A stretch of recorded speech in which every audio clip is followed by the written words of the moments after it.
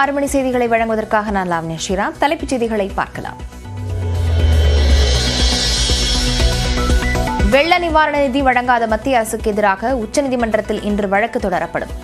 வேலூர் பொதுக்கூட்டத்தில் முதலமைச்சர் மு.க.ஸ்டாலின் அறிவிப்பு. நாமளும் வெள்ள நிவாரணம் கேட்டு பார்த்தோம், தரல. உச்சநீதிமன்றத்தில் வழக்கு போட போறோம்.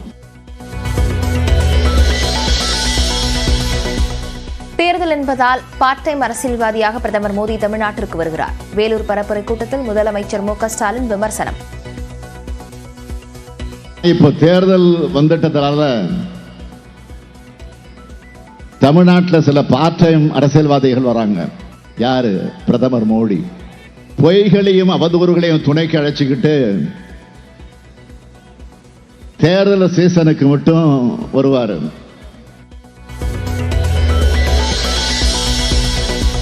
பாஜகவுடன் பாமக சந்தர்ப்பவாத கூட்டணி அமைத்துள்ளதாக எதிர்க்கட்சித் தலைவர் எடப்பாடி பழனிசாமி விமர்சனம். தருமபுரி பாமக கோட்டை அல்ல, அதிமுகவின் கோட்டை என்று பரப்புரை கூட்டத்தில் பேச்சு.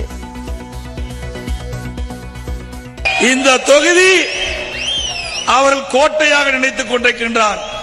தருமபுரி அதிமுக கோட்டை எந்த கொம்பனாலும் வெல்ல முடியாது.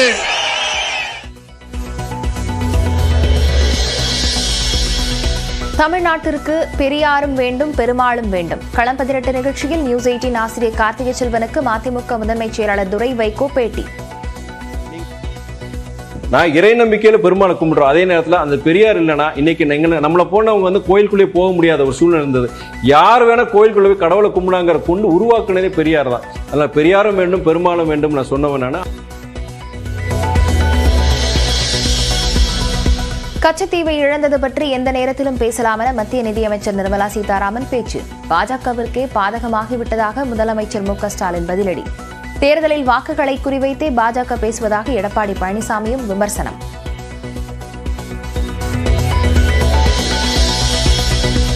நீலகிரியில் பழங்குடியினருடன் நடனமாடி பரப்புரை செய்த மத்திய அமைச்சர் எல் முருகன்.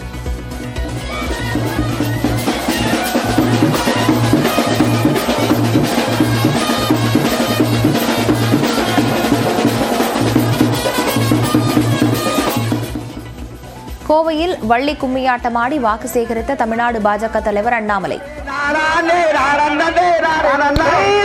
காவல் பணி காலத்திலே கண்ணியம் கொண்டு அங்கே கடமை என்று கட்டுப்பாட்டை கொண்டு வந்தீரே.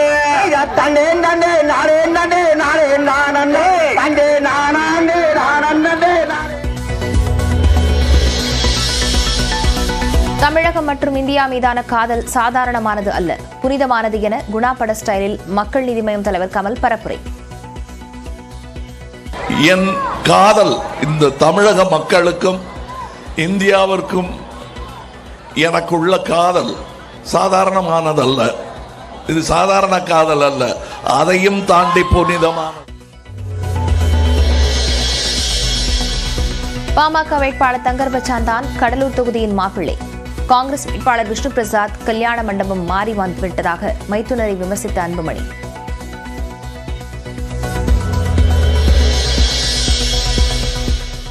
வாக்குப்பதிவு இயந்திரங்களுக்கும் கட்டுப்பாடு இயந்திரத்துக்கும் இடையில் அச்சு இயந்திரத்தை வைக்கக்கூடாது. தேர்தல் ஆணையத்துக்கு உத்தரவிடக் கோரி சென்னை உயர்நீதிமன்றத்தில் திமுக வழக்கு.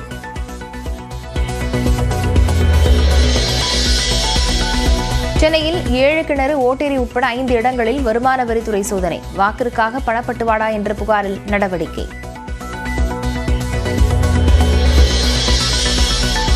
தேர்தல் பரப்புரைக்காக நாளை தமிழ்நாடு வருகிறார் உள்துறை அமைச்சர் அமித் ஷா.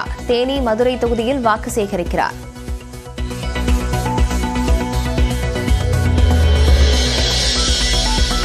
போதைப் பொருள் கடத்தல் தொடர்பாக இயக்குநர் அமீரிடம் 11 மணி நேரம் விசாரணை. திரைப்பிரபலங்களுக்கு போதைப் பொருள் விநியோகிக்கப்பட்டதா என விசாரித்ததாக தகவல்.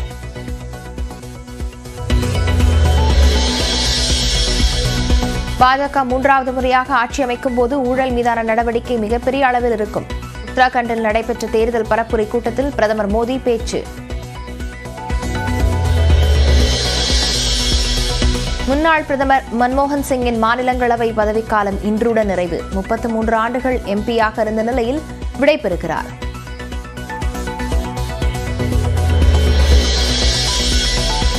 தமிழ்நாட்டில் செயல்படுத்தப்படும் காலை உணவு திட்டம் கேரளாவிலும் செயல்படுத்தப்படும் என அந்நாட்டு பிரதமர் ஜஸ்டின் ட்ரூடோ அறிவிப்பு. முதலமைச்சர் மு.க.ஸ்டாலினின் தொலைநோக்கு பார்வைக்கு கிடைத்த வெற்றி என திமுக அறிக்கை.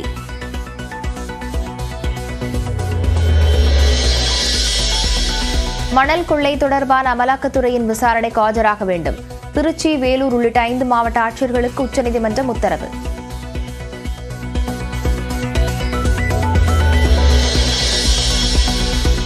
கன்னியாகுமரியில் நோன்பு கஞ்சி காய்ச்சுவது தொடர்பாக இருதரப்பினரிடையே மோதல். போலீசார் முன்னிலையிலேயே தாக்கிக் கொண்டதால் பரபரப்பு.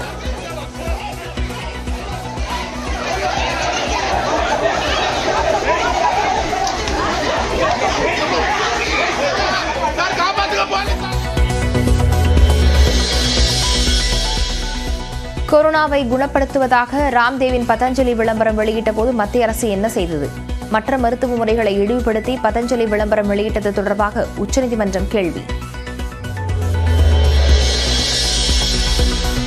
தமிழ்நாட்டில் கோடை வெயில் சுட்டெரிக்கும் சூழலில் ஒரு சில இடங்களில் மழை. தென் தமிழகம், மேற்கு தொடர்ச்சி மலை மாவட்டங்கள் மற்றும் டெல்டா மாவட்டங்களில் இன்று மிதமான மழைக்கு வாய்ப்பு என கணிப்பு.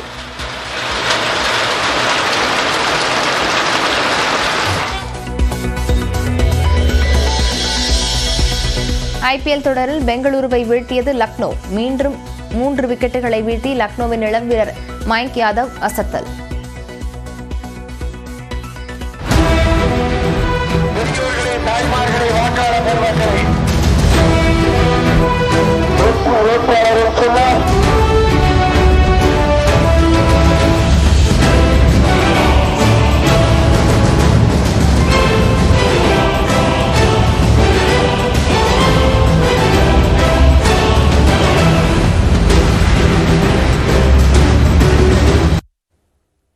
தேர்தல் வந்துவிட்டதால் பார்ட் டைம் அரசியல்வாதியாக பிரதமர் மோடி தமிழ்நாட்டிற்கு வருவதாக கூறிய முதலமைச்சர் மு.க.ஸ்டாலின் வெள்ள நிவாரண நிதிக்காக தமிழ்நாடு அரசு உச்சநீதிமன்றத்தில் வழக்கு தொடுக்கப் போவதாகவும் கூறினார்.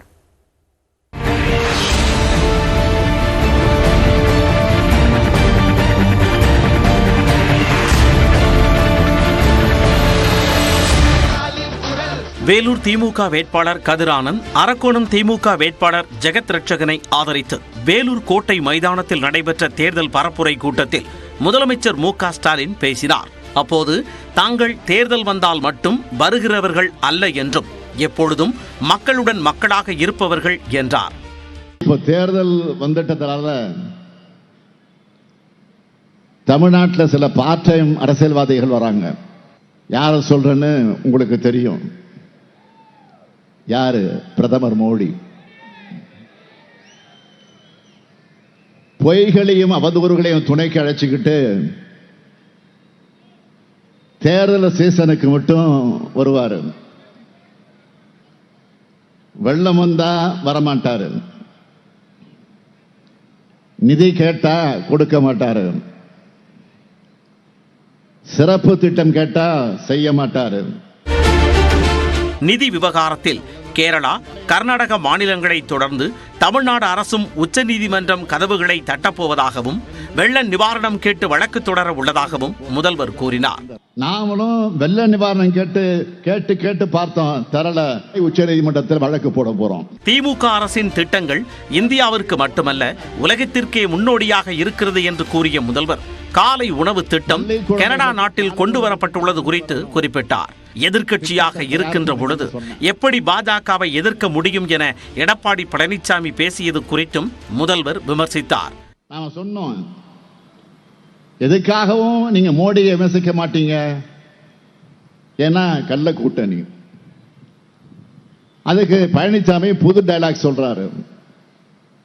நாங்க எதிர்க்கட்சியா இருக்கோம், எப்படி மோடி எதிர்க்க முடியும்?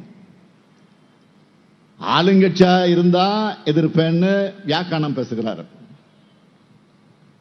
மக்கள் விரோத சட்டங்கள் எல்லாம் கொண்டு வந்தப்போ இந்த புலிப்பாண்டி எலிப்பாண்டியா மாறி பாஜகவுக்கு காலில் போய் விழுந்து கிடந்தாங்களா? மேலும் கரகாட்டக்காரன் பட காமெடியை எடப்பாடி பழனிசாமியுடன் ஒப்பிட்டும் முதலமைச்சர் பேசினார்.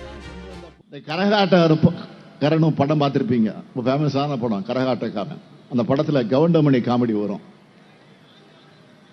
நாதஸ் திருந்திட்டான். அதே மாதிரி இப்ப மாத்தி பேசிக்கிட்டு வாக்கு கேட்டுக்கிட்டு இருக்காரு. எதிர்க்கட்சியாக இருந்தாலும் சரி, ஆளுங்கட்சியாக இருந்தாலும் சரி, எந்த நிலையிலும் மக்கள் விரோத பாஜக அரசை திமுக எதிர்க்கும் என்றும் தமிழ்நாடு உரிமைகளுக்காக குரல் கொடுக்கும் என்றும் முதலமைச்சர் மு.க. ஸ்டாலின் திட்டவட்டமாக தெரிவித்தார். பாஜக அரசை திமுக உறுதியோடு எதிர்க்கும்.